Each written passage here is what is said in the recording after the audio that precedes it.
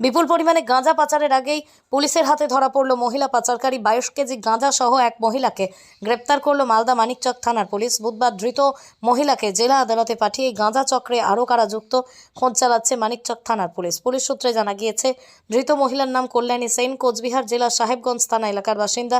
ধৃত মহিলার কাছ থেকে পুলিশ উদ্ধার করেছে 2 ব্যাগ ট্রলি গাঁজা। মানিকচক থানার পুলিশ জানিয়েছে, ঝাড়খণ্ডের এই গাঁজাগুলি পাচারের উদ্দেশ্যে নিয়ে যাওয়া হচ্ছিল। পায়ে হেঁটে 2টি ট্রলি ব্যাগ নিয়ে চণ্ডীপুর এলাকা দিয়ে যাচ্ছিল এই মহিলা।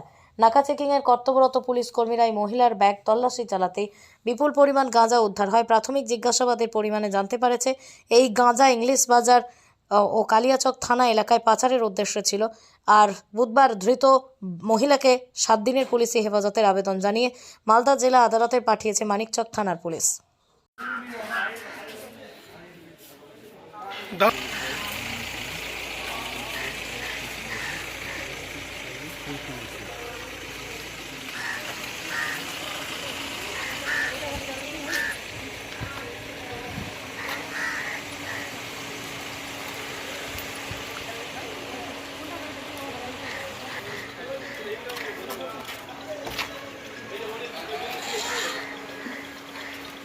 কোনটা গাড়ি ছিল?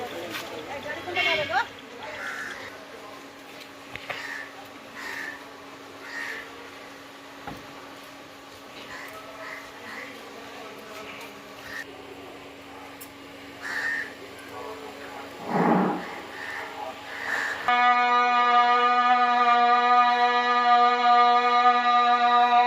No.